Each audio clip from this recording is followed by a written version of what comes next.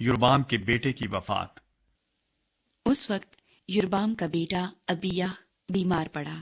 اور یربام نے اپنی بیوی سے کہا، ذرا اٹھ کر اپنا بھیس بدل ڈال، تاکہ پہچان نہ ہو سکے کہ تو یربام کی بیوی ہے، اور سیلا کو چلی جا۔ دیکھ، اخیا نبی وہاں ہے، جس نے میری بابت کہا تھا کہ میں اس قوم کا بادشاہ ہوں گا، اور 10 روٹیاں اور پپڑیاں اور شہد کا 1 مرتبان اپنے ساتھ لے، اور اس کے پاس جا، وہ تجھے بتا دے گا کہ لڑکے کا کیا حال ہوگا۔ سو یربام کی بیوی نے ایسا ہی کیا، اور اٹھ کر سیلا کو گئی اور اخیا کے گھر پہنچی، پر اخیا کو کچھ نظر نہیں آتا تھا، کیونکہ بڑھاپے کے سبب سے اس کی آنکھیں رہ گئی تھیں۔ اور خداوند نے اخیا سے کہا، دیکھ، یربام کی بیوی تجھ سے اپنے بیٹے کی بابت پوچھنے آ رہی ہے، کیونکہ وہ بیمار ہے، سو تو اس سے یوں کہنا، کیونکہ جب وہ اندر آئے گی تو اپنے آپ کو دوسری عورت بنائے گی۔ اور جیسے ہی وہ دروازے سے اندر آئی اور اخیا نے اس کے پاؤں کی آہٹ سنی، تو اس نے اس سے کہا، اے یربام کی بیوی، اندر آ، تو کیوں اپنے کو دوسری بناتی ہے؟ کیونکہ میں تو تیرے ہی پاس سخت پیغام کے ساتھ بھیجا گیا ہوں۔ سو جا کر یربام سے کہہ، خداوند اسرائیل کا خدا یوں فرماتا ہے، حالانکہ میں نے تجھے لوگوں میں سے لے کر سرفراز کیا، اور اپنی قوم اسرائیل پر تجھے بادشاہ بنایا، اور داؤد کے گھرانے سے سلطنت چھین لی اور تجھے دی، تو بھی تو میرے بندے داؤد کی مانند نہ ہوا، جس نے میرے حکم مانے اور اپنے سارے دل سے میری پیروی کی، تاکہ فقط وہی کرے جو میری نظر میں ٹھیک تھا۔ پر تو نے ان سبوں سے جو تجھ سے پہلے ہوئے زیادہ بدی کی، اور جا کر اپنے لیے اور معبود اور ڈھالے ہوئے بت بنائے، تاکہ مجھے غصہ دلائے، بلکہ تو نے مجھے اپنی پیٹھ کے پیچھے پھینکا۔ اس لیے دیکھ، میں یربام کے گھرانے پر بلا نازل کروں گا،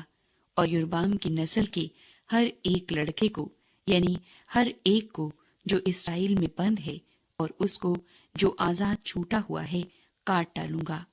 اور یربام کے گھرانے کی صفائی کر دوں گا، جیسے کوئی گوبر کی صفائی کرتا ہو، جب تک وہ سب دور نہ ہو جائے۔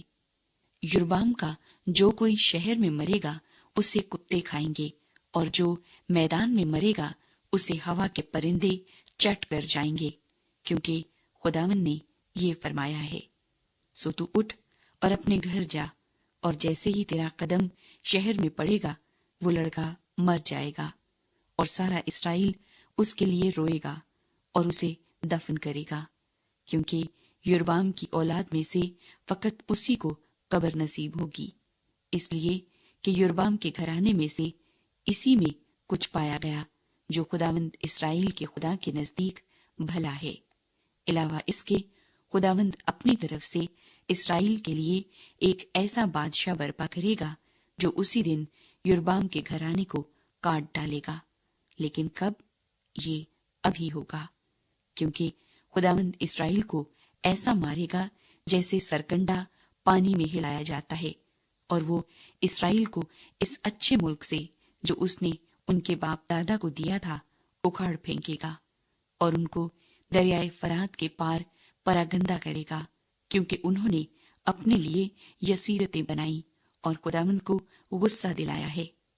اور وہ اسرائیل کو یربام کے ان گناہوں کے سبب سے چھوڑ دے گا جو اس نے خود کیے اور جن سے اس نے اسرائیل سے گناہ کرایا۔ اور یربام کی بیوی اٹھ کر روانہ ہوئی اور ترزا میں آئی، اور جیسے ہی وہ گھر کے آستانے پر پہنچی، وہ لڑکا مر گیا، اور سارے اسرائیل نے جیسا خداوند نے اپنے بندے اخیا نبی کی معرفت فرمایا تھا اسے دفن کر کے اس پر نوحہ کیا۔ یربام کی وفات۔ اور یربام کا باقی حال کہ وہ کس طرح لڑا اور اس نے کیوں کر سلطنت کی، وہ اسرائیل کے بادشاہوں کی تواریخ کی کتاب میں لکھا ہے۔ اور جتنی مدت تک یربام نے سلطنت کی وہ 22 برس کی تھی، اور وہ اپنے باپ دادا کے ساتھ سو گیا، اور اس کا بیٹا ندب اس کی جگہ بادشاہ ہوا۔ यहूदा का बादशाह रोहबाम। और सुलेमान का बेटा रोहबाम यहूदा में बादशाह था। रोहबाम 41 बरस का था जब वो बादशाही करने लगा, और उसने यरूशलेम यानी उस शहर में जिसे खुदावंद ने बनी इस्राएल के सब कबीलों में से चुना था ताकि अपना नाम वहां रखे, 17 बरस सल्तनत की। और उसकी माँ का नाम नामा था जो अमूनी औरत थी। और यहूदा ने खुदावंद के हजूर बदी की, और जो गुनाह उनके बाप दादा ने किए थे उनसे भी ज्यादा उन्होंने अपने गुनाहों से जो उनसे सरजद हुए उसकी गैरत को बरंगेख्ता किया, क्योंकि उन्होंने अपने लिए हर एक ऊंचे टीले पर और हर एक हरे दरख्त के नीचे ऊंचे मकाम और सतून और यसीरतें बनाई, और उस मुल्क में लूती भी थे। वो उन कौमों के सब मकरूह काम करते थे जिनको खुदावन ने बनी इस्राएल के सामने से निकाल दिया था। और रोहबाम बादशाह के 5वें बरस में शाह मिस्र सीसक ने यरूशलेम पर चढ़ाई की, और उसने खुदावंद के घर के खजानों और शाही महल के खजानों को ले लिया, बल्कि उसने सब कुछ ले लिया, और सोने की वो सब ढालें भी ले गया जो सुलेमान ने बनाई थी। और रोहबाम बादशाह ने उनके बदले पीतल की ढालें बनाई और उनको मुहाफिज सिपाहियों के सरदारों के सुपुर्द किया, जो शाही महल के दरवाजे पर पहरा देते थे। और जब बादशाह खुदावंद के घर में जाता तो वो सिपाही उनको लेकर चलते और फिर उनको वापस लाकर सिपाहियों की कोठड़ी में रख देते थे। और रोहबाम का बाकी हाल और सब कुछ जो उसने किया, सो क्या वो यहूदा के बादशाहों की तवारीख की किताब में लिखा नहीं है? और रोहबाम और युरबाम में बराबर जंग रही, और रोहबाम अपने बाप दादा के साथ सो गया, और दाऊद के शहर में अपने बाप दादा के साथ दफन हुआ। उसकी माँ का नाम नमा था जो अमूनी औरत थी, और उसका बेटा अबियाम उसकी जगह बादशाह हुआ। यहूदा का बादशाह अबिय्याम।